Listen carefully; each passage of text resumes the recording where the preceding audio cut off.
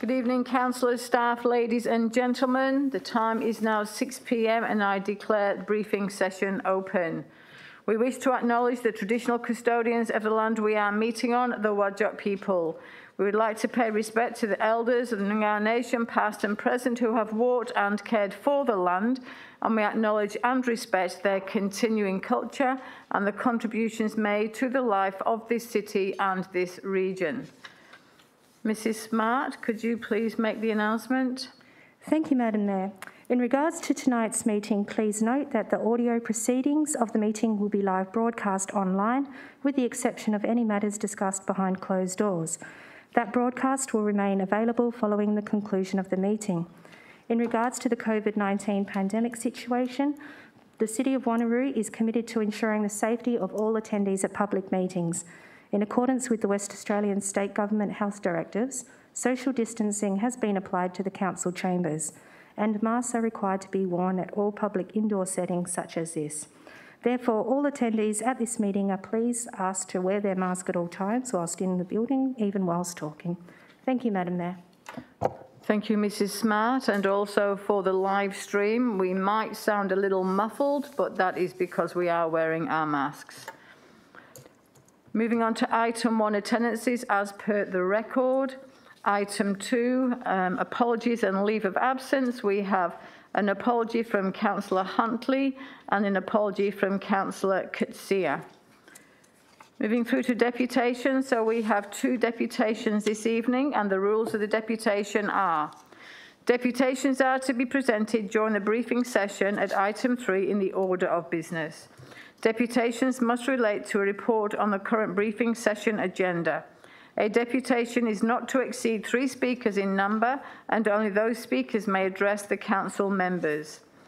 Speakers of a deputation will collectively have a maximum of up to 10 minutes, depending on the number of deputations received, to address the council members, unless an extension of time is granted. A deputation is to be in the form of a statement, and no debate or discussion on the matter is to occur. Questions from council members relating to the subject matter should be reserved until their administration has presented on the relevant report during the meeting. However, a point of clarification by a council member on a specific statement may be permitted. There is an opportunity for public question time for members of the public at item 7 in the order of business.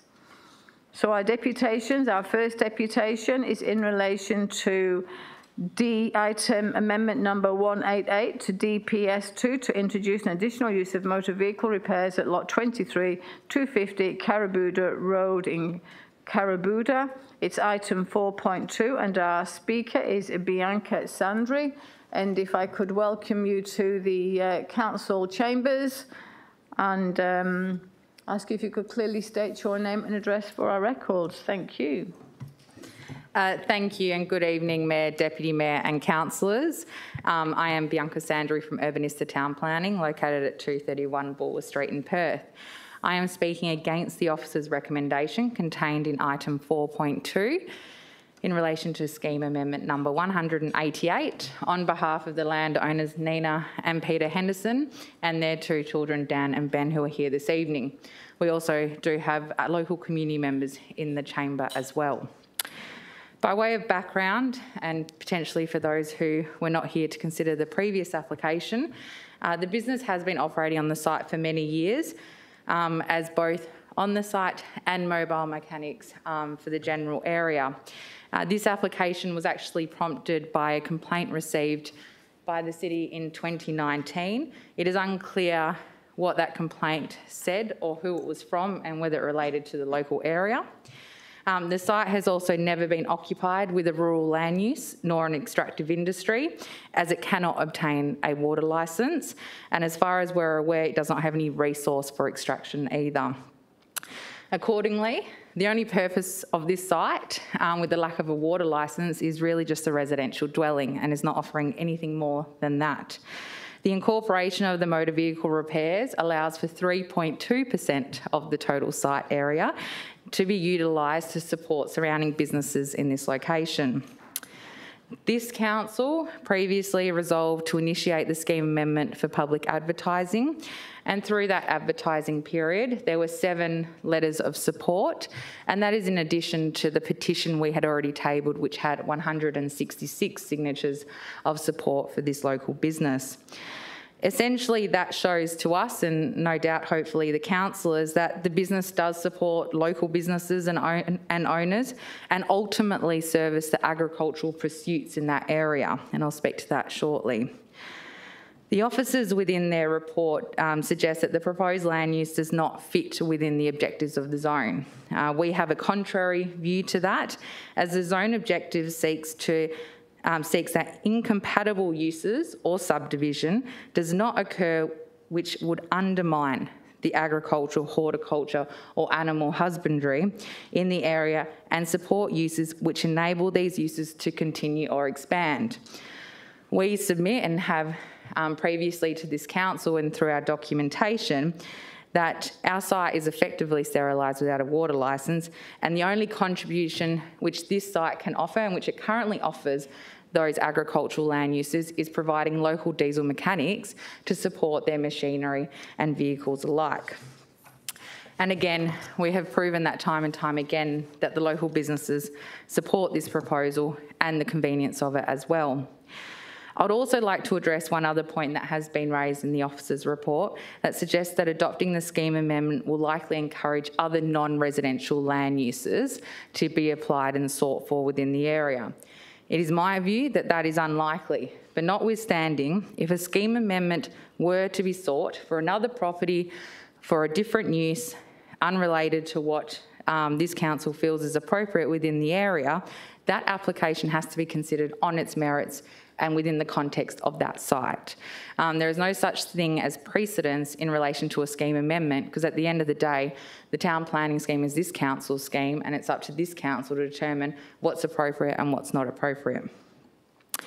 In summary, this proposal supports the agricultural uses in the area. It does not have an impact on the amenity of the area. It does not have an impact with respect to noise in the area. It actually is supported by the current road network and capacity, and we've provided that as well. The business is relied upon by local businesses and owners, and it supports that rural agricultural use which this council seeks through the Carrabuta area. The business only occupies around 3% of the site, and the balance lot, being 97% or thereabouts, could be used in the future for rural pursuits in the event a water licence opened up, but let's say that's unlikely at this stage. The business is consistent in our view with the rural resource zone objectives. It's also consistent with SPP 2.5 in relation to rural land use. And the scheme amendment is simply for the land use, and all other matters around the operation that will be dealt with at a development application stage, if I can be so presumptuous to say that the scheme amendment would get through here or even the commission. There are also conditions that are applied as part of the scheme amendment, which we do not object to. They were conditions that were sought by this council at the previous meeting, and they still stay, and we have no issue with those. So we seek that this council adopt the scheme amendment. I'm clear you don't make a decision tonight, but in 2 weeks, and happy for any question if that's permitted. Madam Mayor, thank you. Thank you, Ms Sundry, and also a very compelling deputation. Thank you. The council will consider this report next Tuesday, and really appreciate you being here. Thank you. Our next deputation is in relation to item 4.6, tender number 22007, and our speaker is Mr Rod Hicks. If I could kindly invite you down to the podium, if you could state your name and address for our records. Thank you.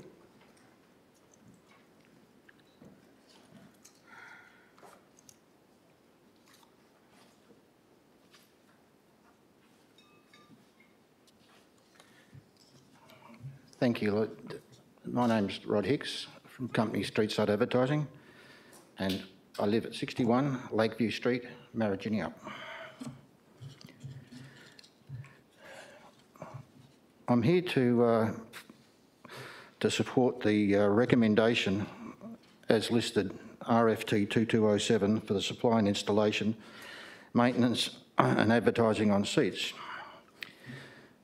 just make the point that our company specialises in the precise management of this type of arrangement and are the largest provider of this service in Western Australia. Oddly enough, we just happen to be based in the city of Wanneroo. This is our sole and specialised area of expertise, and we do it very well.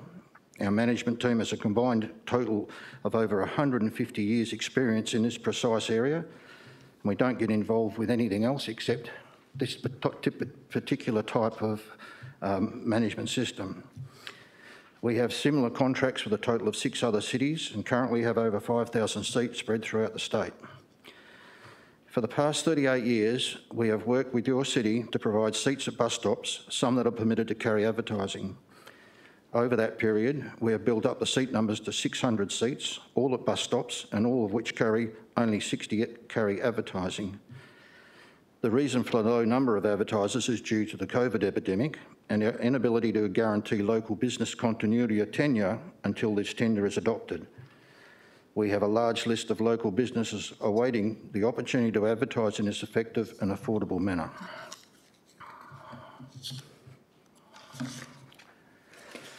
Respectfully, for those that may be unaware, the city currently has just under 900 bus stops, of which 800 can be considered boarding stops. Weekly, 60,000 patrons board a bus within the city, and Streetside provides a seat for approximately 50,000 patrons a week. That's 2.5 million ratepayers per year have a seat at their bus stop that is provided by ourselves. Our submission allows for the immediate provision of a sufficient seats to cater for 57,000 patrons per week, or around 95% of all patrons, and with absolutely no loss or amenity to any patron. We are proud members of the Wanneroo Business Association and having won awards for innovation and manufacturing presented by that organisation, and consider ourselves fully fledged locals. Our directors have lived in the city for over 40 years. We operate from 3 properties within the city, and 80% of our employees live within the city.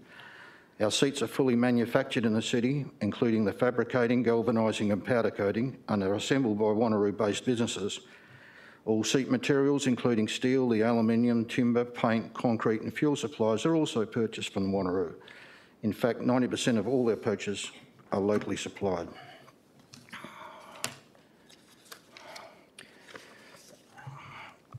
Our extensive product selection of sustainable designs gives the city a wide choice of product, and each seat is designed for a particular application. We have specially designed some 8 seats to accommodate this tender submission. Our seats design includes up-to-date technological advancements common to this type of product, and comes with our proven willingness and ability to include additional new innovations as they become available.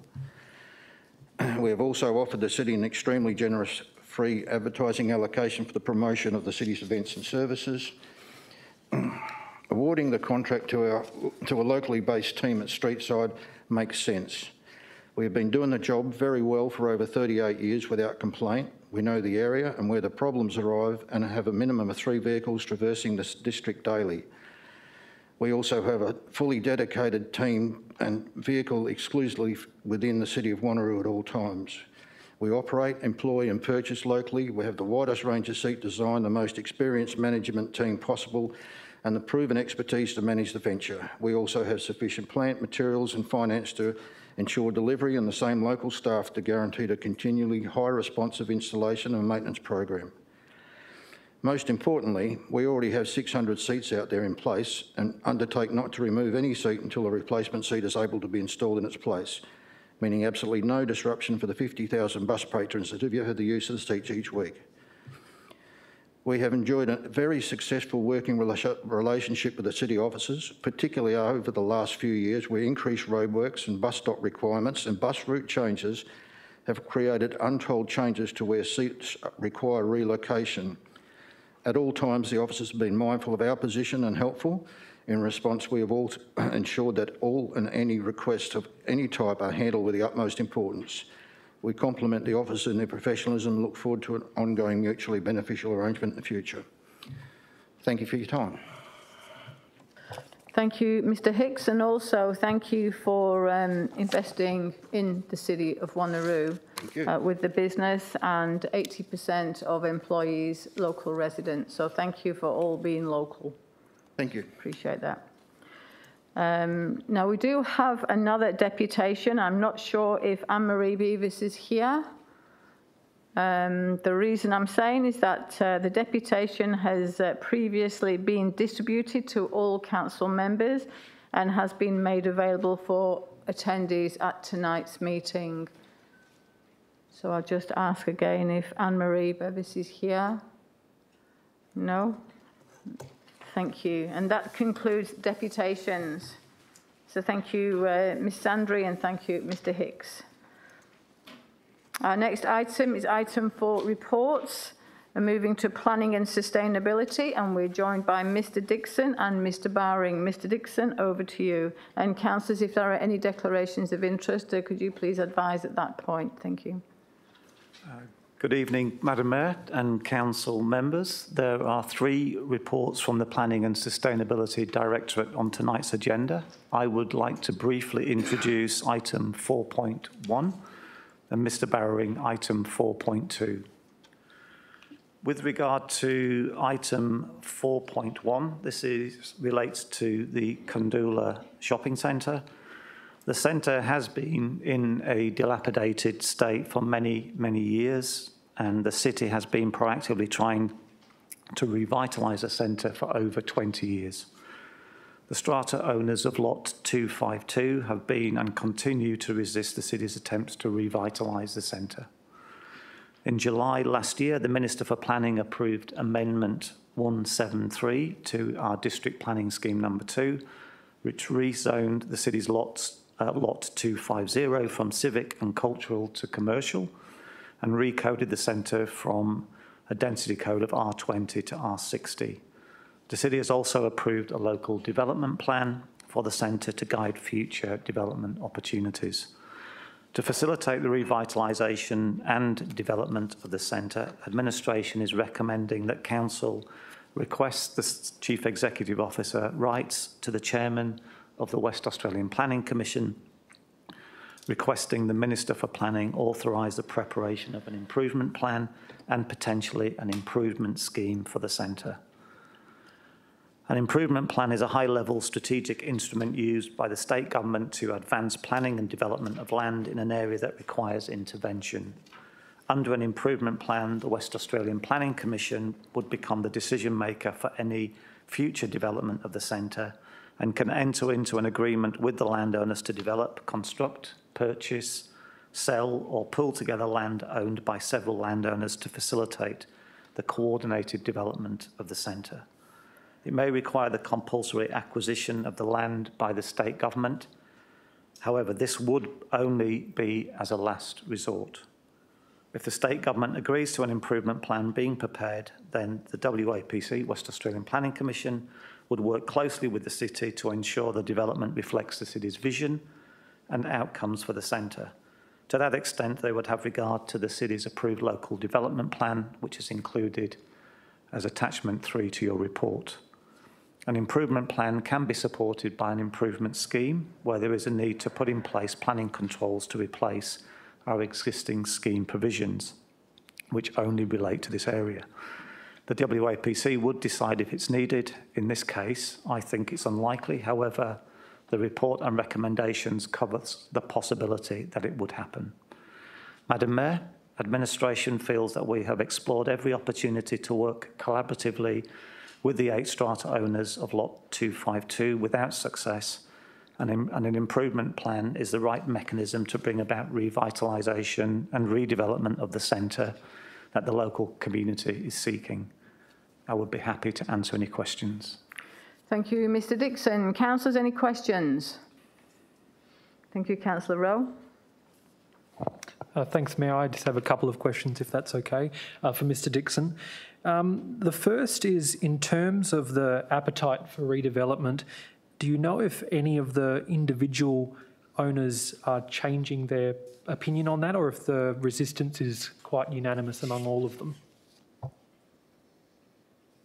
Through you, Madam Mayor, My understanding is that the landowners' position, the Kandula Plaza landowners of Lot 252, has remained consistently opposed to redevelopment of the centre. More recently, I think in 2016, 2018 and 2020, the city sought their support for an approach to revitalise the centre, and in each case, the landowners have consistently opposed the opportunities for redevelopment. Councillor Rowe. In terms of compulsory land acquisition, I know, Mr Dixon, you said that it was a last resort. If something like that was to occur, would the state government inherit all of the costs and the legal risks? And if so, would that make them less likely to support an improvement plan? Mr Dixon. Thank you for that question. So I'll be clear, an improvement plan, the intent is that the state would work collaboratively with the landowners, with the city and the state government together to revitalise the centre. As I mentioned in the introduction, the state government would act as the decision maker for the redevelopment, which would include making improvements predominantly to the public realm and supporting development of the land in accordance with that plan. After all of those avenues have been explored, then the state government could potentially consider compulsory acquisition of the land. If this were to occur, and in answer to your question, then the state would bear all costs and risks associated with the acquisition and not the city. Would it make them less likely to endorse an improvement plan? I don't think so. There is one instance that in doing research for this report, I think in Gosnells Town Centre, there's an improvement plan for part of that town centre, which is similar to what we're trying to do with Kandula, and that hasn't stopped them from pursuing the opportunity to introduce an improvement plan in that location. Councillor Rowe. Thanks, Mayor. I'm just conscious of the sort of the long journey that's already been going on so far in terms of, I think the timeline indicates that it's been between 21 and 22 years, and the reputational risk that's associated with that, particularly for the residents who have a strong appetite for change. I do appreciate that not all of it's within the city's power, but say for instance, if we do recommend the CEO to advocate for an improvement plan with WAPC and it takes between 12 to 18 months. Over that time, is it possible for the city to still pursue options of developing the land that we currently own to the north of the plaza? Thank you, and through you, Madam Mayor. Yeah, certainly, in relation to Lot 20, I think administration's intent is in parallel with the process of seeking an improvement plan. We would also consider with council what options are available for its land in terms of redevelopment opportunities, either with or without an improvement plan being in place. And as I mentioned, attachment 3 indicates the local development plan for the site. That's been specifically prepared with the intent to provide a road through the site that would facilitate and enable council to consider options for its land, irrespective of Lot 252 landowners' intent. Thank you. Further questions? Councillor Civic. Yes, thank you, Madam Mayor. Mark, I'm also referring to Lot 252. As many of us would know, the Strata Title Act has changed. And one of the major reasons that the Act has changed is because a lot of the buildings that where the strata titles are involved are getting very, very old. Can you highlight how bad a condition these units are, and will they need any major surgery if they are maintained as a strata title complex? Is there a report which says that they're in a very bad condition? Thank you. Mr Dixon. Thank you, and through you, Madam Mayor, yes, the buildings are in a poor state of repair. The city, as far as I'm aware, hasn't undertaken a dilapidation report on the quality of those buildings, but there are, on page 15 of your agenda, there are some images of some of the buildings within Lot 252, which I think clearly indicate the condition of some of those buildings. They are in need of significant improvement, either demolition or potential improvement to the buildings. That's what would be explored as part of an improvement plan. Thank you. Further questions? Councillor Miles. Yeah, thank you, Mayor. Yes, it has been a very long road, Mr Dixon, since 2001. If I go back to the report and under the consultation, it doesn't state that you've had any consultation with any of those landowners to say that this item was coming to council tonight, including the church, the tavern and the petrol station. Mr Dixon. Through you, Madam Mayor, no, there hasn't been with regard to this particular report, but there has been extensive consultation with the landowners as part of numerous occasions, I think, that are listed in the report. As I mentioned, 2016, 2018, 2020 as part of the preparation of the scheme amendment, as also part of the preparation of the local development plan and visioning work that the city's undertaken. The landowners have consistently resisted attempts to work with the city to improve. What the consultation section of the report does refer to is the meetings that administration has had with the chairman of the West Australian Planning Commission to outline the city's concerns. So, and just to clarify, so not even the church has been asked to make a comment? Mr Dixon. Through you, as far as I'm aware, we'll confirm with the manager of the team that's prepared the report, but as far as I'm aware, there's been extensive consultation getting to this stage, but not as part of this report.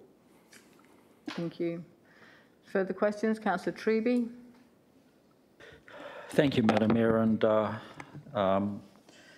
I note that the chronology that's listed on page 7 pretty much fairly much parallels the journey that a couple of councillors have been on in this, and can I also say I don't think this report would come as a surprise to the strata owners. I do remember, and I just need the date on this, Mr Dixon, that there was a letter, and I also note that you mentioned you, what's the right way of putting this? Severely underplay the amount of, or the commentary about the strata owners resisting support and assistance. Some could possibly say, having sat in some of those meetings, it has been downright hostile. There was I understand there was a letter from memory attached to one of the reports. It would have been in and around 2018, where all of the strata owners confirmed and signed their position that they would refuse to invest any capital into improving that centre. Do you recollect that letter? Through you, Madam Mayor, there has been several similar letters to that as part of the engagement, I think, as I mentioned, 2016, 18 and 20.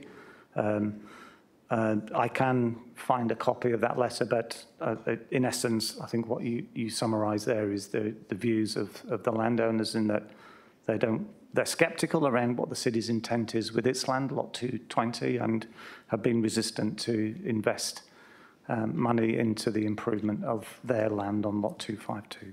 I think it's my view is, and if I could ask you to consider distributing that to council prior to next week, if you could look at that and find that letter.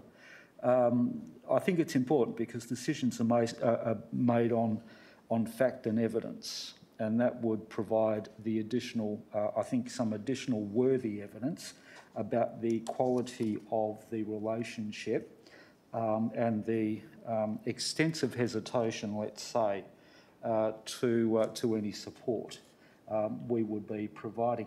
And just one other question, because I do see you refer to the Gosnell's example. In that circumstance, in your research, were you able to establish whether or not the landowners in that circumstance were hostile? I can try and confirm that through you, Madam Mayor. I think there were certainly some issues in resistance in investing in the area to improve the area, similar context to the experience that we've been having with Kandula, but I can certainly provide more background information to council members before the meeting next week. Thank you. Thank you, Mr Dixon. Further questions, councillors? Councillor Rowe? Thanks, Mayor. Just one more question. Mr Dixon, in terms of the two planning tools, I suppose you could say, that I mentioned in the report, an improvement plan versus an improvement scheme, does the scheme carry additional powers, or is it a higher strategic document? What's the sort of difference between a plan and a scheme? Thank you. Mr Dixon? Through you, Madam Mayor, so an improvement scheme would essentially replace the provisions in our scheme with new provisions specific to the Kandula Neighbourhood Centre. It wouldn't necessarily convey additional powers, but it would clarify what provisions would sit over the Kandula Centre itself, and it would obviously remove decision-making from the city in terms of development to the West Australian Planning Commission. Under an improvement plan, it does enable compulsory acquisition to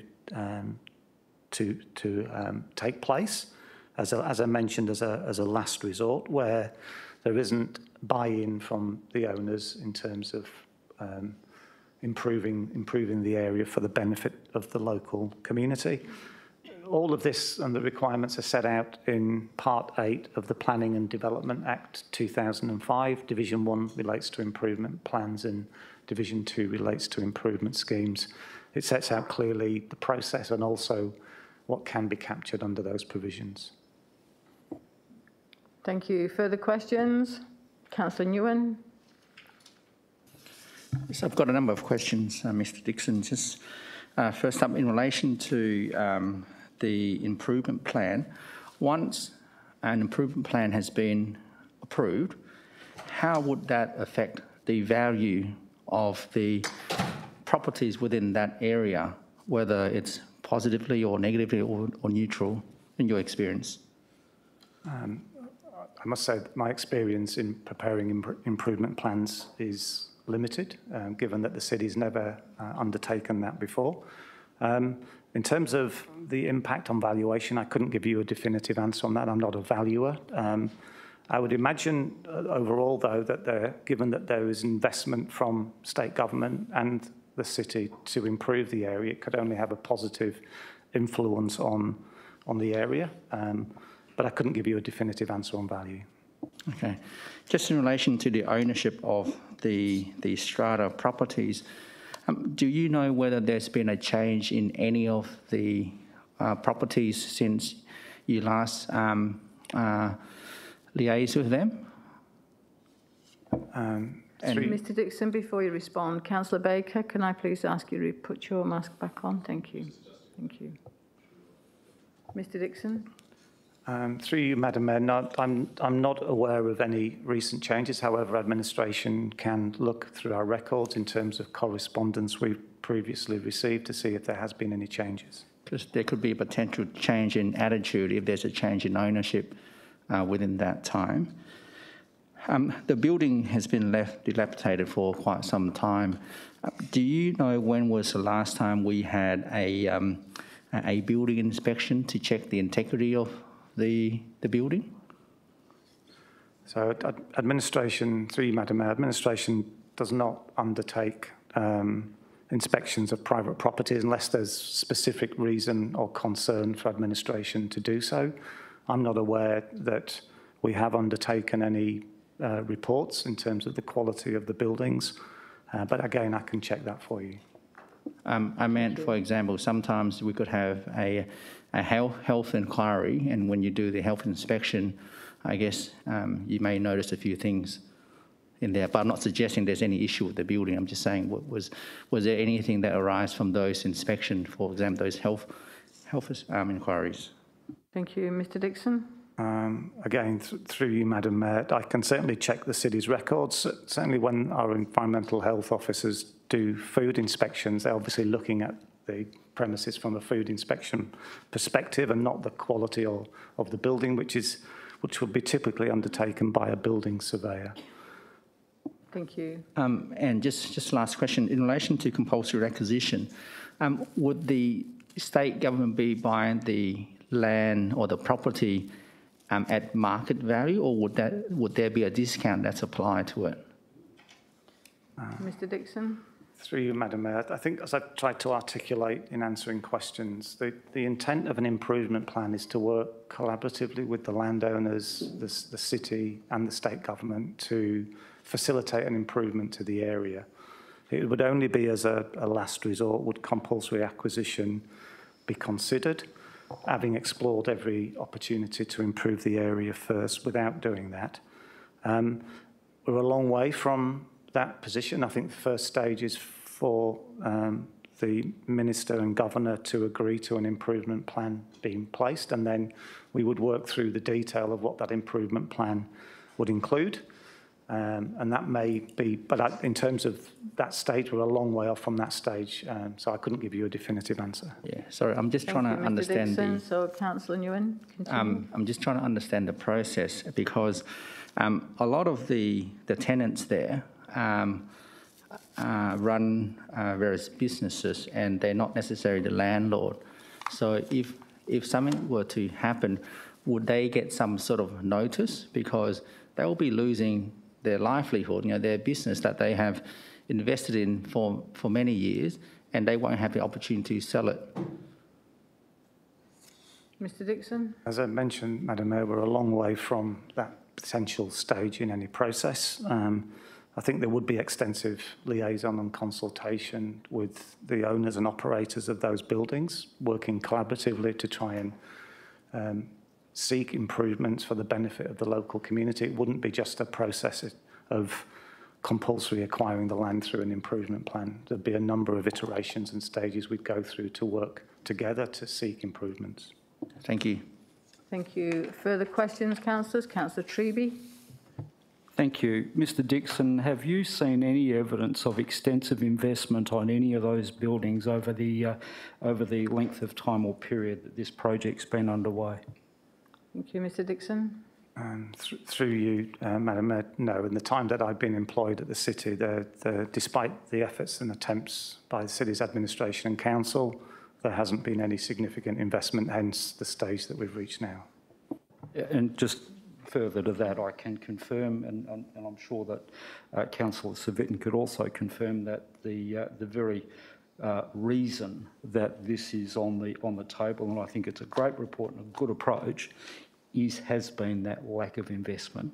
So I think we just need to make sure there's no misunderstanding about what investment hasn't occurred, which is why we find ourselves in this circumstance, and it's why every local resident who lives in that area has a particular view of the shopping centre, and unfortunately it's not a pleasant one. Thank you. Further questions, councillors, on 4.1? There being no further questions. 4.2, Mr Bowring. Thank you, through you, Madam Mayor. Tonight I'm introducing item 4.2 on tonight's agenda, which is for consideration of Amendment 188 to DPS2 following public consultation. Amendment 188 proposes to amend DPS2 by creation of an additional use motor vehicle repairs on lot 23 Carrabuta Road, Carrabuta, and was first presented to Council on the 20th of April 21. Administration recommended that the proposal, when it was first presented, not be adopted for the following reasons. The proposal is inconsistent with the objectives of the rural resource zone and could undermine the intent of the zone, which seeks to prioritise agricultural and horticultural land uses and basic raw material extraction. That the proposal is inconsistent with SPP 2.5, rural planning, as it does not preserve an agricultural site of economic significance from the encroachment of industrial uses, and the proposal will set an undesirable precedent for the use of rural resource zoned land within the locality. Notwithstanding this, a recommendation from Administration, Council resolved to adopt Amendment 188, subject to 4 conditions as set out on page 17 of the report. And those conditions were that the extent of the additional use, A42, shall only apply to a portion of Lot 23, as delineated on the City of Wanneroo District Planning Scheme Map Number 2, Map 11 of 24 Pinjar Locality Northwest. The second condition was development shall be in accordance with the plans approved by the local government and will require the issue of a development approval. Third condition was at least one of the owners of the motor vehicle repair business must also reside on the subject property. And the fourth condition was that the motor vehicle repairs business shall be limited to servicing related to agricultural, horticultural and basic raw material extraction land uses. The application was then advertised for public comment for 67 days from 10th of October to 7th of January 2022. 7 submissions were received, all supporting the proposed amendment, citing the benefit of having a local business to service vehicles. However, this represents, in the administration's view, an incidental benefit as a result of the proximity of the business to the nearby growers. And for the reasons outlined in the report, administration retains its view that the amendment should not be supported. However, should Council resolve to form an alternative view to support the amendment, we recommend that that be on the basis that the amendment as advertised. And I'll be happy to take any questions at this stage. Thank you, Mr Bowring. Councillors, any questions? Thank you, Councillor Treby. Mr Bowring, I have a question, and I've got to try and frame it in just the right way. Given that there was a decision by the governing body of the City of Wanneroo to accept and adopt a particular view, what has significantly changed between that point and now? What piece of information or body of information has changed that would mean that the governing body's position on the advertised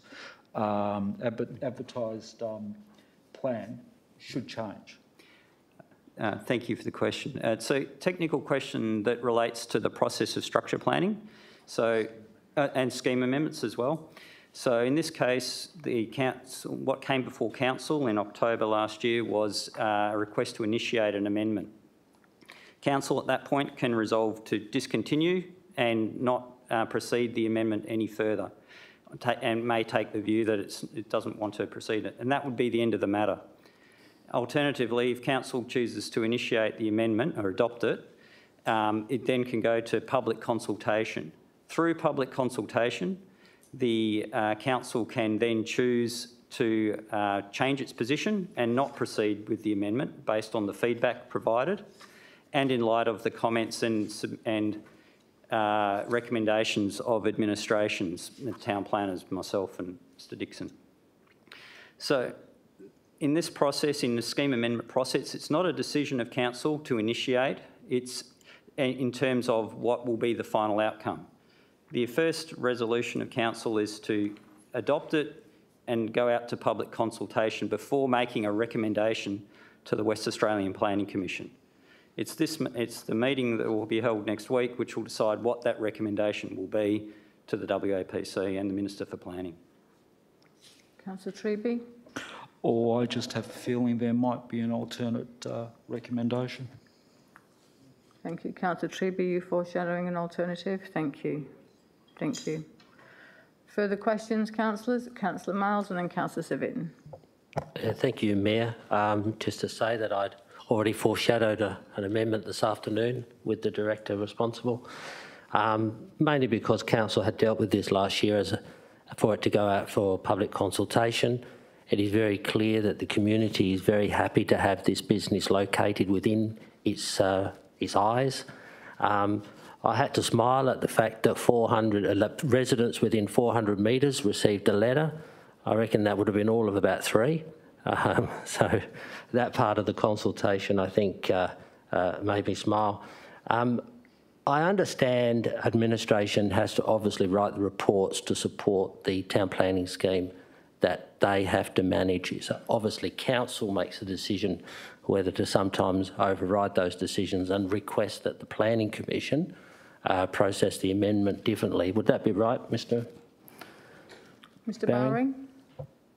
Thank you, through you, Madam Mayor. Yeah, that's essentially the answer that I was providing to Councillor Treby, in that we're there to provide a planning recommendation on the grounds within the scheme and the policy framework as independent professionals providing advice to council. So with the, and I'm not going to go into it, but I note with interest that we did say, or it was suggested by administration, that it would be a complex amendment last year, and it had to go off to the Environmental Protection Authority for their advice. But they don't seem to have really made much comment on the amendment at all. Thank you. Yeah, that's usually the case, although that seems to be a bit hit and miss lately with some amendments attracting the attention of the EPA for some reasons that escape our knowledge. But as a typical minor sort of additional use on a property, that's the sort of the recommendation or the acknowledgement that we'd expect from the EPA. And just to finally request, so obviously with the amendment which I asked for earlier today, that would be on the basis of what was advertised. We won't be changing what was advertised. Would that be correct? Thank you. That was also acknowledged in the deputation by Ms Andrew. Yeah, that's correct. Thank you. Councillor Miles, just for clarification, Councillor Treby was foreshadowing an alternative. You were looking at foreshadowing an amendment. Do you mean an alternative? Thank you. Further questions, councillors? Councillor Civic. Yes, thank you, Madam Mayor. Within our town planning scheme, we have many additional uses. I guess the format of those uses would be similar to this, only the uses would be different. We have many of those, but if council chose to continue to support this additional use zone and the Henderson family operate the business, when the actual business were to cease or they decided to discontinue operating it, would that be the end of the additional use as per our scheme, or can they sublet the property off and have somebody else in there? I would have thought it would cease because they would need to be living on the property. Is that right? Mr. Bowring. Oh, thank you, through you, Madam Mayor. Apologies. It goes to one of the conditions of the recommendation of the amendment, which would be that at least one of the owners of the motor vehicle repair business must also reside at the subject property. So as long as they're a resident, that would be fine. Thank you. Councillor Baker. Thank you, Madam Mayor. Just a supplementary, if I can, please. Isn't usually the case that the permitted use is attached to the land rather than the individual that owns the land? That's correct. In terms of a development approval, yeah, it runs with the land. Yep. In this case, the amendment would essentially run with the land, provided that it's a resident of the property. So rather than the general rule applying, you're attaching a condition to the general maxim that the permitted use runs with the land, so to speak, correct? Yeah, that's correct. Okay, thank you. Further questions? Councillor Berry. Thank you, Madam Mayor. I'm just referring to page 20, and it actually says about the second paragraph from the bottom. It recommends, the admin's recommended to this end, if the on-site component of the servicing business was relocated to a suitable alternative location. Can you just advise where the nearest suitable alternative locations would be for them to relocate? Because this would be an awful inconvenience and a lot of cost to a local business that appears to be appreciated already in the area it's in. Thank you. Thank you. Mr. Bowring. Thank you, through you, Madam Mayor. Yeah, about 10 minutes away, 10 to 15, depending on which industrial or business service commercial area you're looking at. Thank you. Councillor Wright. Thank you, Mayor. My question's in relation, in going off Councillor Miles' point that he brought up before. To put it plainly and taking the legal side out of it, what is the city scared of in terms of if it is approved? What are the significant risks that the city is worried about if this goes through. Thank you, Mr Bowering. Thank you, through you, Madam Mayor. It's not so much that we have significant concerns with the ultimate outcome. What we're dealing with primarily is a point of principle about the integrity of the rural zone and what it's set aside for. The issues around whether or not there's a water licence and things like that, they don't factor into our recommendation. We certainly note them, but they don't have a planning weight. What we're looking at is it appropriate for a business which is able to be located in a business or a commercial or a industrial zone? Should it be located in amongst rural uses? And the scheme for its current construction and the intent of the rural zone would say no to that. So it's about protecting the integrity of that zoning. Thank you. Councillor Wright. Sorry, just supplementary to that as well. Has the city passed anything similar within the past in relation to something similar to this, or any council like Joondalup or Swan that's also, and the complications that have come from those? Mr Bowering. Thank you.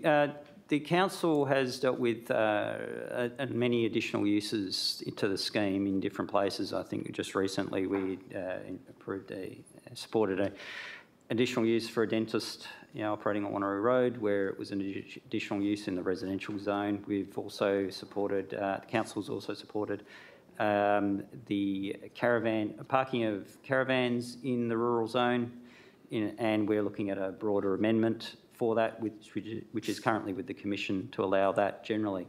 Although it's not in the same, in our view, in administration's view, the same as a motor vehicle servicing land use, and has a different range of issues. Thank you. Further questions, councillors? Councillor Nguyen. Ms Barron, I understand the intent and purpose in trying to protect the land use, rural and industrial, but considering the environment that we sort of working in now, where a lot of the farmlands are now, we know, is going to lose at least 10% of water reduction, and then in some areas don't have water at all. So in terms of setting an undesirable precedent, well, the landscape is changing. Shouldn't we set this at least as a precedent anyway to assist landowners who don't have access or have limited access to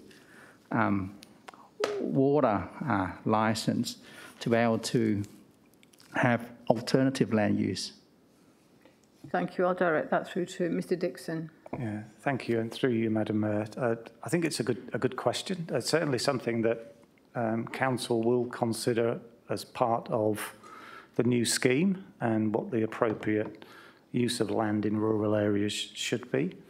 And that's something we have discussed informally with Council, the whole water issue, the implications of a lack of availability of water in rural areas, and therefore to use rural land for agricultural or horticultural purposes. That the appropriate vehicle to consider that will be through the new scheme, local planning strategy, and that's what we intend to do with you. This is more about, and as Mr Bowering has articulated, that we're giving you guidance around what your current scheme provisions and policy requirements articulate. It's for Council to determine whether in this instance, because of the particular circumstances, Council wishes to make an alternate recommendation, which I think has been quite clear. Thank you, Mr Dixon. Councillor Baker. Thank you, Madam Mayor. Just going back in time, Mark, you gave some example of some additional uses that were attached to rural blocks. You mentioned the caravan storage use, and if I recall correctly, that land was a rural property, and that the caravan storage additional use was supported by administration, correct? Mr Bowering. Thank you. From memory, the caravan, the individual use that's out there at the moment wasn't supported by administration. It was an alternative motion to Council to support that. It was then approved by the Minister for Planning. And just a supplementary, please, Madam Mayor. There's also another example where a rural block was granted an additional use for storage purposes, storage of building materials, building equipment, ranging from scaffolding to, well, caravans as well, if I recall, storage itself. Now, I think the way the city dealt with that was to defer the matter and not take any action, so to speak, for a period of 2 years, subject to the outcome of an amendment, a scheme amendment to the area within proximity of the land. I don't want to mention the land itself because it may identify the owner and it's a confidential matter. Thank you. Mr Dixon? Yeah, so you are correct, Councillor Baker. I think you're referring to an instance where there was a current business that was operating within the rural area. That business subsequently got approval for a scheme amendment to allow storage and parking of vehicles, including boats, caravans, trailers. That, I think, in essence, then prompted administration through council to seek an amendment to our scheme because of the particular issues associated with people having nowhere to store caravans, boats, trailers, and they were being placed in residential areas where they're not supposed to be placed. So that was an attempt to look at a broader issue. I think in this instance, there is suitable land appropriate for this type of business. Notwithstanding all of the arguments that the applicant's consultant has articulately placed before council, there's a different context around that particular scheme amendment. Thank you. Councillor Aitken. Thank you, Mayor. I've just got a question here. Should administration's recommendation be accepted and this business has to move from this property, would we then have to apply the city's dust management policy to the now vacant land, which doesn't have a water licence, and then prosecute them under the dust management policy? Thank you. Mr Bowring. Thank you, through you, Madam Mayor. Madam Mayor, the use already has that a requirement to manage the dust on the property. It has done for its lifetime. The amendment itself relates to, as the applicant has indicated in their submission, about 3% of the land area. It wouldn't necessarily change that situation, but essentially our dust management requirements apply to all the lands. I suppose what I'm asking is when if the property is rendered that they can't run their business from it and they have to move from that property, then they still have to manage the dust management, and living on the property and running their business from the property, would you not agree that it's easier to manage the dust in that situation rather than having a sterile vacant block of land? Thank you. Mr Bowring. Thank you, through you, Madam Mayor. There's a series, unfortunately, there's a series of presumptions within the question. The ownership of the land is not part of the recommendation or the assessment of the application. How people may deal with the property before or after the amendment is not part of our assessment either. So whether there is dust issues that arise after, if the business is required to cease operating, I don't think the two things are connected. Well, wouldn't you agree that maybe common sense should prevail, and having the business there, which the community wants there, is a better idea than making the business have to move elsewhere? I think that would be a better option for the community. Thank you. Thank you, Councillor Aitken. The officers have written the report as per policy and process, and we have got a foreshadowed alternative. So I will allow that question, but I think it's already been answered. But Mr. Thank you, Madam Mayor. I'll be clear, administration's role in this is to provide a professional recommendation without fear or favour for any individual or particular landowner or otherwise. We've reflected council's scheme provisions as they currently exist. We've reflected policy, state government policy, and our recommendation is based around that. Now, it's for council. If council chooses to provide an alternate recommendation, that's for council to provide. And I understand and I've heard all of the comments that have been made. Our role here is quite clear. Until a final decision is made by the minister, your scheme provisions prevail, and that's the basis of our recommendation to you. Thank you, Mr. Dixon. Councillor Wright. Thank you, Mayor. I just had a point come up when Mr Dixon was talking, and he talked about the previous caravan one and the broader issues, and obviously there was a need for more storage and a longer term solution.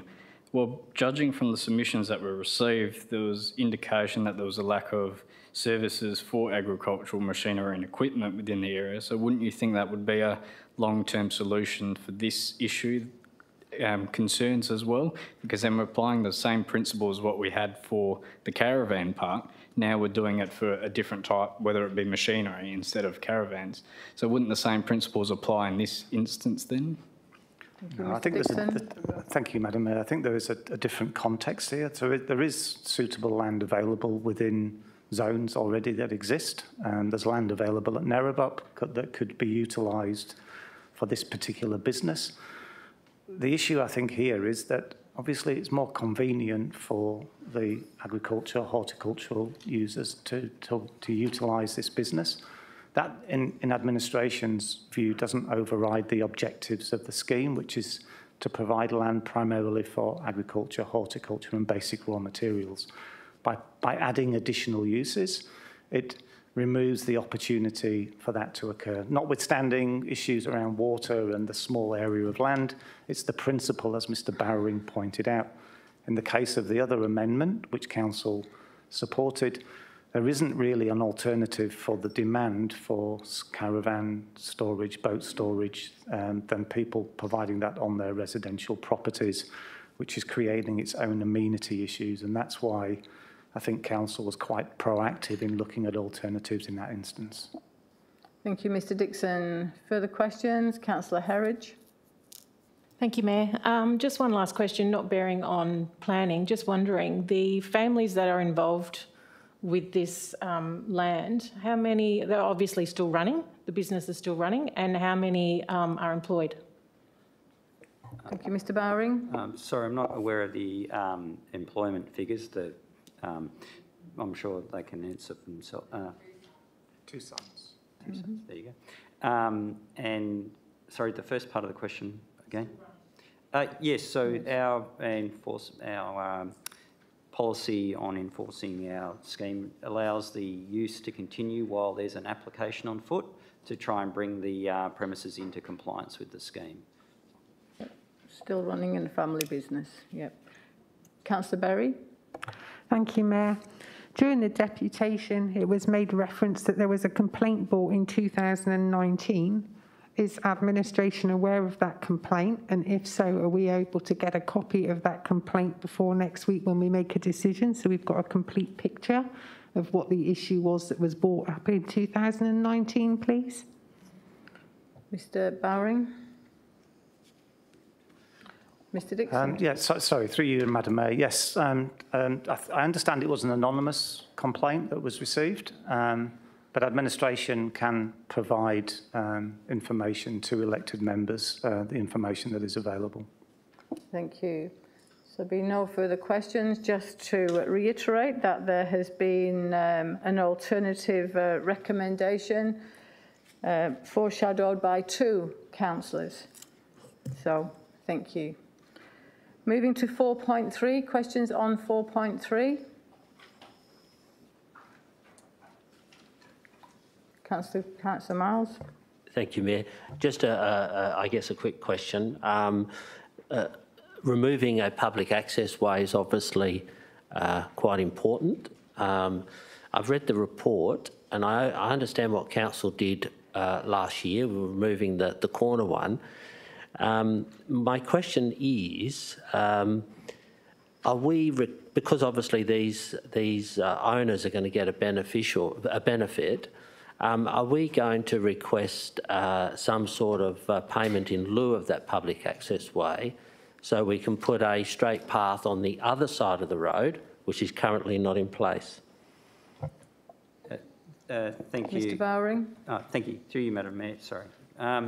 The public access way is termed that because of the time it was created. It was the only methodology for restricting vehicle access or providing a driveway to a certain street. So it's only 10 centimetres wide along the frontage of the property.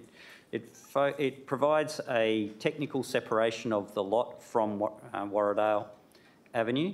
so that technically you can't drive across the public access way to access Warradale from the premises. So it has a total area of about 6 square metres. So functionally, doesn't function as an access way for the public. It functions as a limitation on access for the owners to their property from Warradale. It would be amalgamated with, and I think purchased from the state. It's approved. Okay, so I've not heard of anything like that before. So, so you're saying it's just a technical way of explain? It simply was created as a method of preventing vehicle access to Warradale from the property when the land was originally subdivided. It's commonly known as a spite strip. The current Act doesn't require that. It has a specific provision in the Act to prevent access from specific roads, which is a notice placed on the title.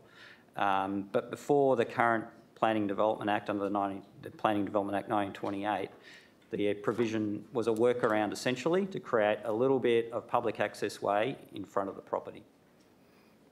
So just to finalise, if those lots along there ever get subdivided up into smaller lots, we would then request some sort of pathway or public access way. Is that right? No, the verge isn't affected. Essentially, you would not notice the difference with or without this. Thank you. Further questions, councillors, on 4.3? Councillor Rowe. Thanks, Mayor. Just to Mr Dixon or Mr Bowering, page 49 of the report says that the development application was dealt with under delegated authority. I was just wondering for clarification why that wouldn't have been referred to the JDAP, that one. Mr Bowering? Thank you. That application was a change of use, so it didn't fall within the JDAP range of applications. Thank you. Further questions? Councillor Sangali. I'm just looking at an aerial view of this, and I've just noticed there's a swimming pool in the yard of this property, and I know we have a policy that doesn't allow swimming pools in daycares. So I'm just wondering if there was a condition on the approval for this. Thank you. Mr Bowering? Thank you, through you, Madam Mayor. Yes, there will be no pool when it's redeveloped. It will all be landscaped, re-landscaped. Yep. Further questions? There are no further questions. That concludes planning and sustainability. Thank you, gentlemen. Moving through to assets, Mr Singh.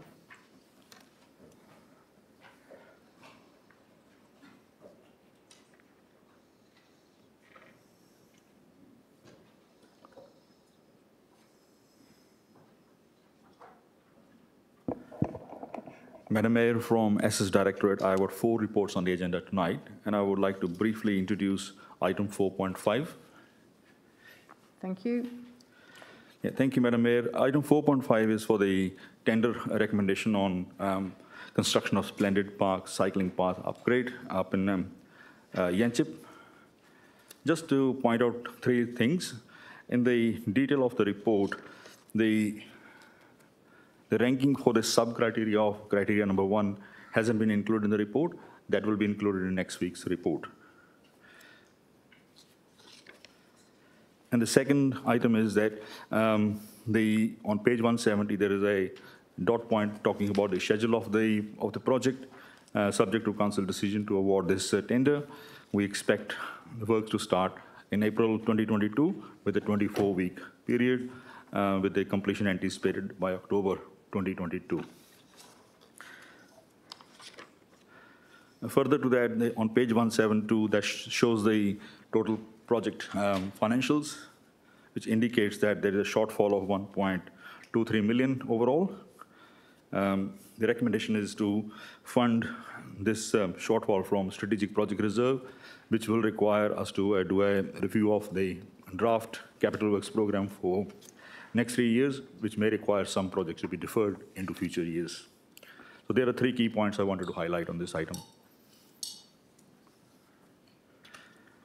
Thank you, Mr Singh. Questions, councillors? Councillor Aitken.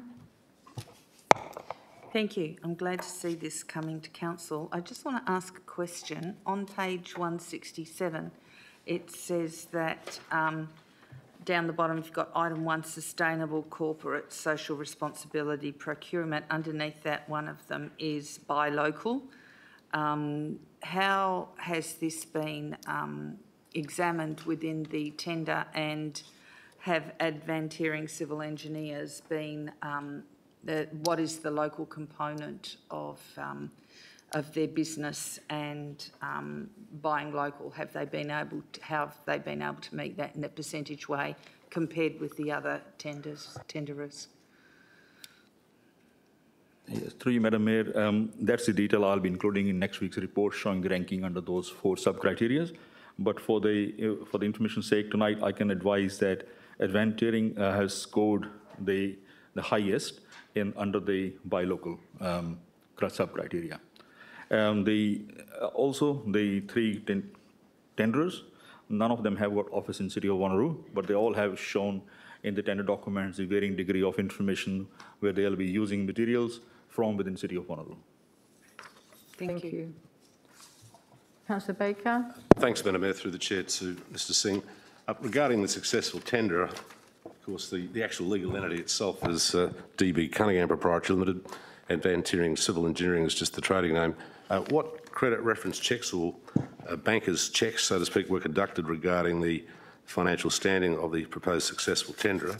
I'm not sure whether, for example, this particular company has ever entered into a contract of such high consideration, so to speak.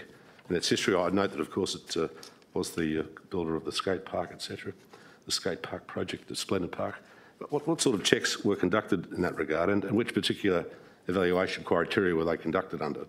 Was it, for example, criteria 1, sustainable procurement, or 3, demonstrate understanding of the methodology and specified timeframe to deliver the works? Thanks. Through Madam Mayor, there are a couple of separate questions in that question. The first one regarding the financial assessment. City does undertake an independent financial assessment where we appoint a third-party company. They seek all the financial information from the tenderer, and then they understand. We also provide them the type of contract which we are considering them for.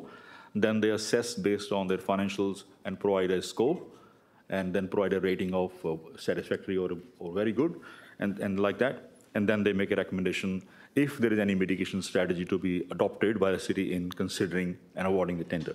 So all of that work has been done. We have a report received from a third-party company on that one. Just a supplementary, please, Madam Mayor. Thank you, through the chair.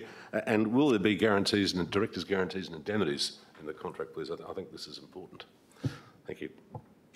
Madam Mayor, normally all our contracts of this nature will require bank guarantee, which will be in 2 parts. The first part gets released at the practical completion, and second part and after the end of defect liability period. Your other question on the selection criteria or evaluation criteria, we do ask several questions in our tender documentation, and the information provided by all the tenders is considered, and a score is assigned, and which determines the overall weighted score for each criteria, and then ranking is determined from that score. Thank you, councillors. Any further questions? Councillor Miles. Yeah, thanks, Chair. Mayor. Just reading the, which I won't say what it is, the confidential part of it, I notice that this tender is actually the lowest on that list that we've got. I do sometimes get concerned when there's quite a big difference between them, and I understand you've gone through your process, but are we sure that they've actually calculated correctly and that we're not going to find a lump sum extra towards the end or halfway through? Thank you. Mr Singh. Through Madam Mayor, it's a lump sum price tender. As part of the evaluation, we specifically looked at all the detail provided by tenderers for all 3 of tenders, and we looked at if there are any mathematical errors. We didn't find any. So and it's a lump sum price tender. So I'm expecting there should be no issues like that. Further questions, councillors? Councillor Nguyen. Just in relation to the seats, if the tender is awarded to a new company, would they supply different bench seats, and then what happens to the advertising that's on that? Aren't we on there? Councillor Newham, we're actually on 4.5, the splendid park. I'll wait my turn. Okay, thank you. Further questions, councillors, on 4.5? There are none. I'll take them from the top. Any questions on 4.1, 4.4? Councillor Rowe. Thanks, Mayor, and I do agree it's a really comprehensive report. Just one question for Mr Singh, particularly concerning the North Madeley residential precinct, those residents who have been anticipating and advocating very strongly for the realignment project for quite some time now. What level of consultation has the city had with those residents? And I'm conscious of the fact that we don't want to notify them of every update because we have to manage expectations, and a lot of this is conditional upon main roads coming to the table. But what level of consultation has been had along the way just to make sure that they are aware of the updates and are also not becoming quite upset and cynical about the process because it has been quite some time? Thank you, Councillor Rowe. Mr Singh. Through you, Madam Mayor, at this point in time, we haven't shared this information with any individual community groups or residents.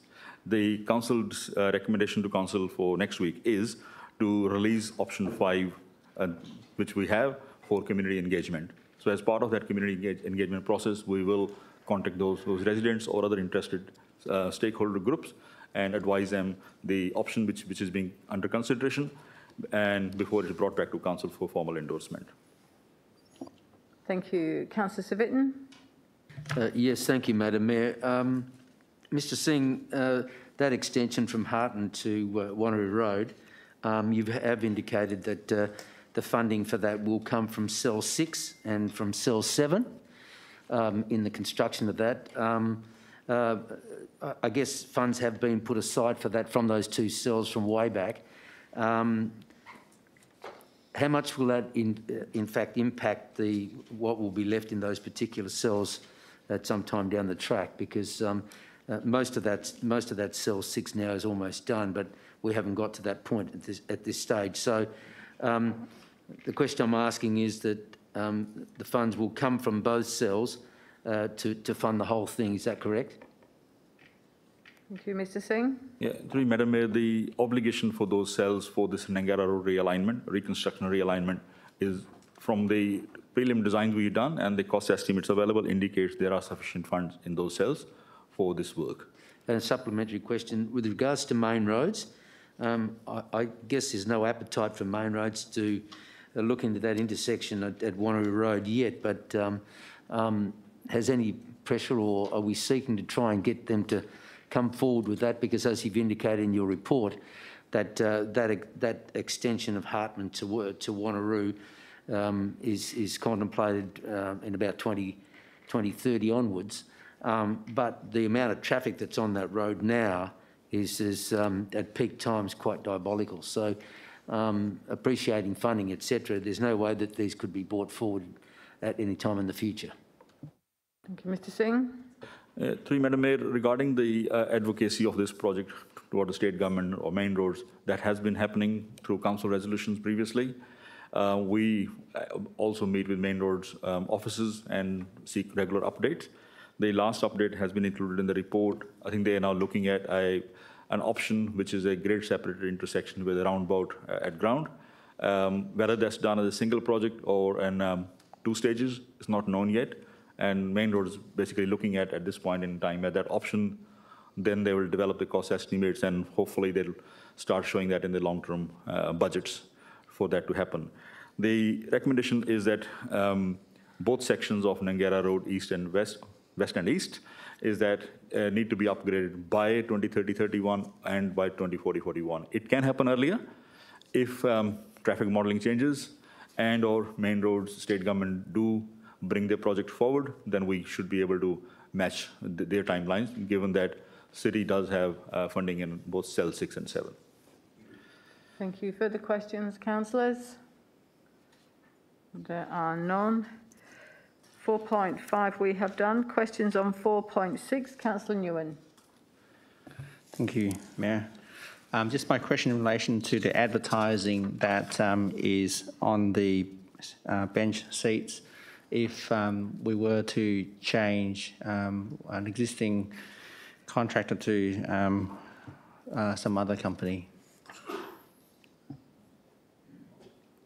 Mr. Singh? Madam Mayor, can I clarify the actual question, please?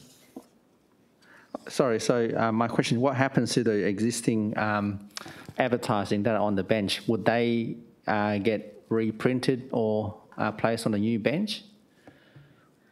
Thank you, Mr. Singh. Through Madam Mayor, should Council choose to award tender to a different tenderer, then they will have to source the clients for advertising. So under the contract, it's a contractors now the tenderer, it becomes a contractor after tender award. It is a contractor's responsibility to identify and engage with clients for advertising. And then obviously if this current agreement lapses on 31st of March, there'll be no advertising on those benches. The new incoming contractor will have to source that. How often are the benches replaced due to wear and tear over time, given this is like a 10-year contract? Do we check and inspect them over time, or this is left to the contractor to do that themselves? Thank you, Mr. Singh. Through Madam Mayor, primarily it is left through the contractor, but we do take audits through our maintenance inspection team.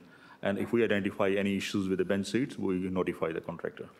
Okay, and one last question. In relation to, if we were to award to the existing advertising company, will they replace the existing one with new ones, or will they keep the existing ones?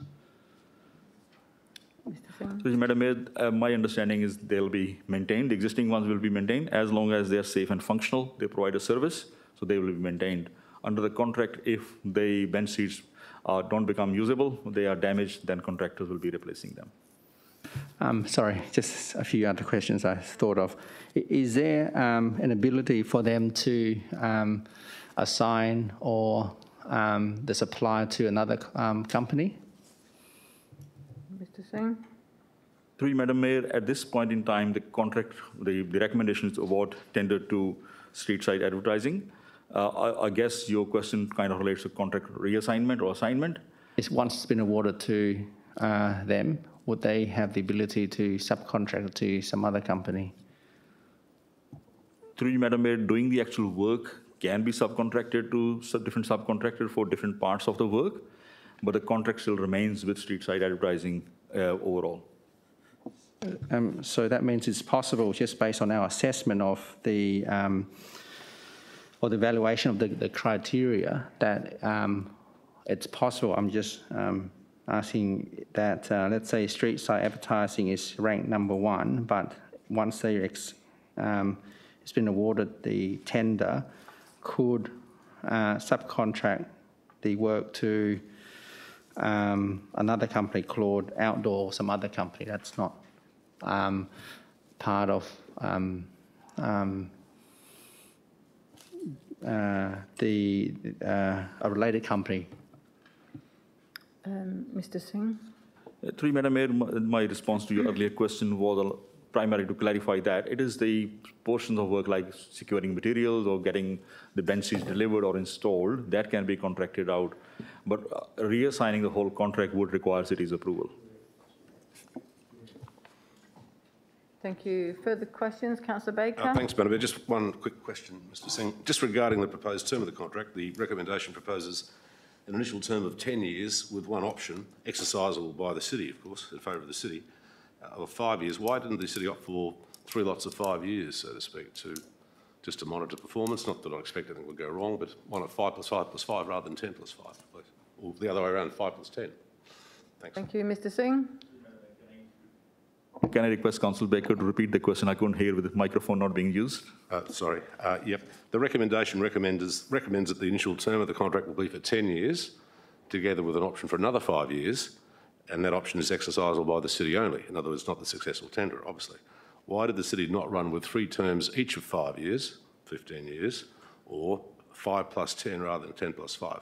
In other words, if there's a problem in year 6 with an initial 10-year term, there could be some court consequences could drag on. Whereas if it's just a 5-year initial term, if they go belly up or they're not performing, we can get rid of them pronto rather than having to sweat it out another 6 years or 5 years, or in some cases, I think the record here at the moment is 15 years in the Supreme Court. Thanks.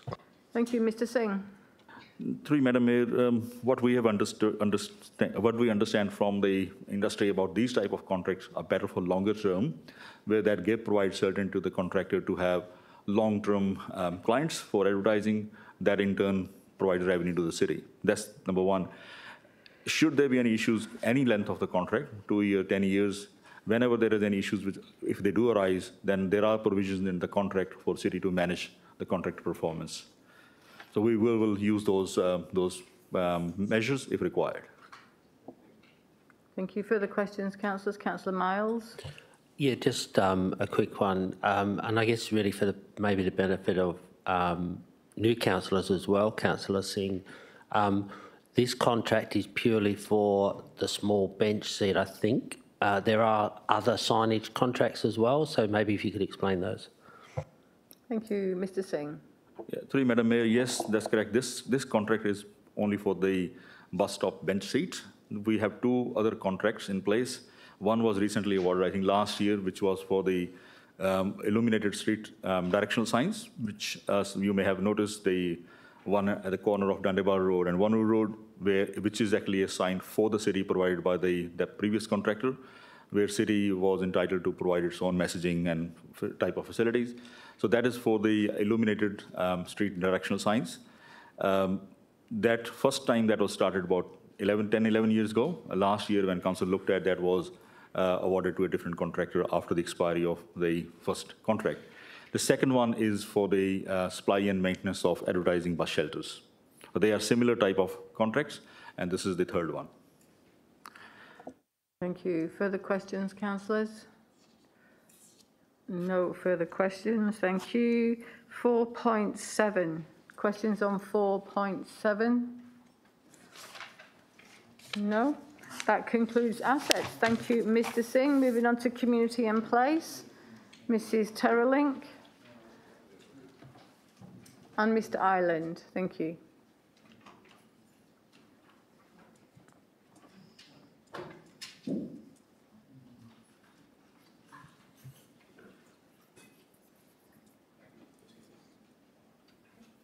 Thank you, Madam Mayor. There are 4 reports this evening from the Community and Place Directorate, and I was proposing to briefly introduce item 4.8. Thank you. Thank you, Madam Mayor. Item 4.8 deals with the community engagement outcomes for the Alkimos Aquatic and Recreation Centre. We undertook a period of consultation on some high-level concept designs with the community from the period the 6th of December to the 28th of January 2022. We got a lot of comments back and a lot of likes. I suppose the general consensus from the community was support for the facility.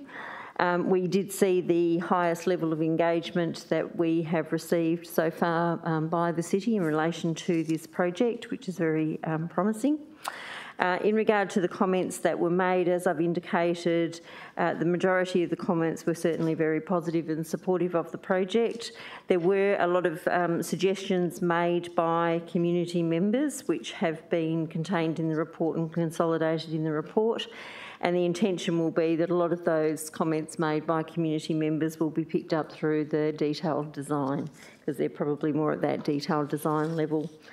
And in terms of the land acquisition, this is still being worked on, and we're expecting a report to come to council in the near future detailing the matter relating to the land acquisition.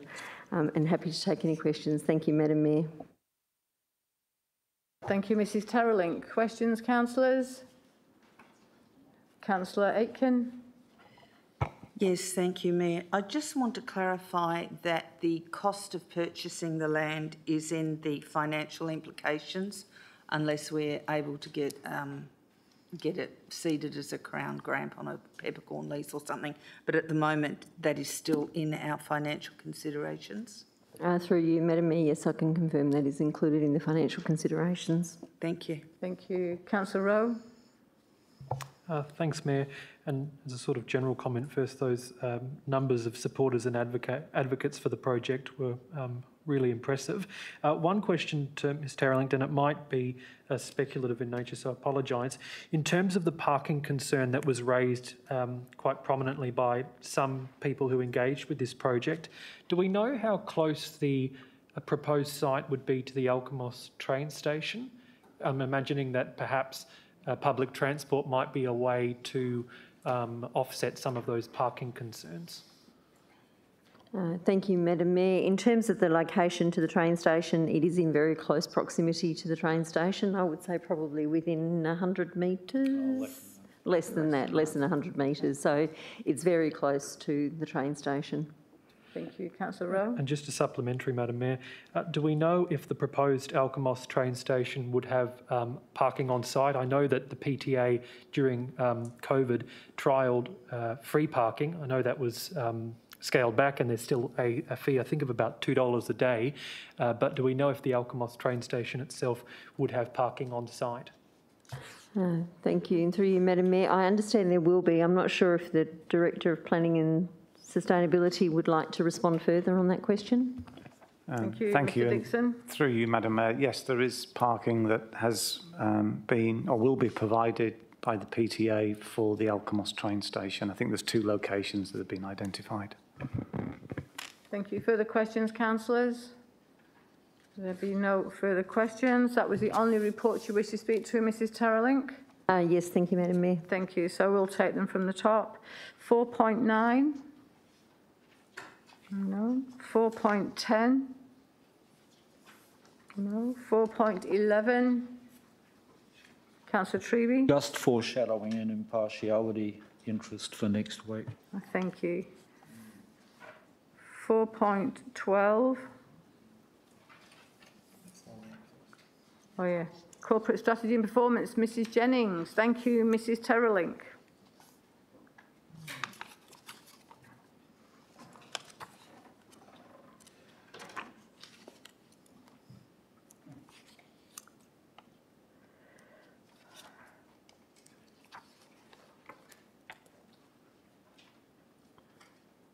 Thank you, Mrs. Jennings. Good evening, Mayor and councillors. There are 7 items in this section of the agenda. There's a mid-year review, some monthly reports, and also items that have been to either a workshop or forum. I'm happy to take questions on any of them, Mayor. Thank you, Mrs. Jennings. Questions on 4.12? No. 4.13? No. 4.14? No. 4.15? Councillor Miles. Yeah, thank you. Yeah, my question to the Director relates to mainly the payments themselves. Treasury did ask local governments and all other departments to pay their accounts within 20 days. Are we able to achieve that? Are we achieving that now we've got our new system in place? Mrs. Jennings. Thank you, Mayor. We've been actually having a payment run weekly since the COVID situation in 2020, so we changed our payment methodology. We did get a little bit behind over December, so we've now caught up, so we should be back to paying well in time of the 30 days. I know there's a couple of still outstanding out there, that's why I'm hesitating a bit, but we'll catch up with those few that are still out there. Okay. Yeah, I was aware of November, December because we flipped over from old system to new system, and that was always going to happen. But I was just more keen to understand whether we are trying to achieve that target, if not better it, for our community businesses that we purchase from. Thank you. Further questions on 4.15? Councillor Berry. Thank you, Madam Mayor. I've just got a question relating to page 300 and 301. in particular item number 122565 and 122576. They're quite big refunds of rates, being 45,962 and the second one 14,731. I'm assuming they're for businesses. And are they businesses that are no longer trading within the city, or can we have a bit more background on those, please? Thank you. Mrs Jennings? Mayor, I'll have to take those on notice. I'm afraid I don't have the details here. Thank you. Further questions on 415? 416? Councillor Nguyen?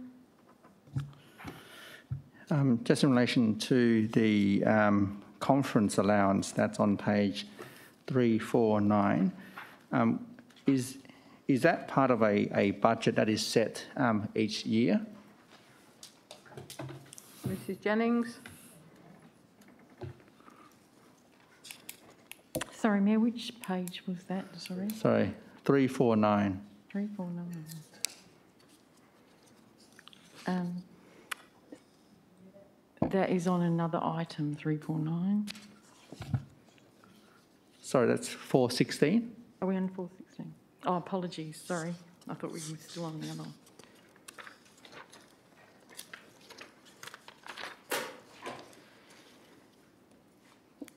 Yes, Mayor, this is a budget that's set each year, that's correct. Thank you. Okay, so it doesn't affect the council's budget whether we choose to increase or decrease the rates each year? Mrs Jennings? Through the chair, it will depend on what we set in this particular budget, but it shouldn't be that significant that will make a huge impact on rates. However, it may change each year. Okay. And does it depend on the performance of a councillor? Through the chair, this policy applies to all the councillors. Yes, that's right. Okay, thank you. Thank you, Mrs Jennings. Further questions on 416? None.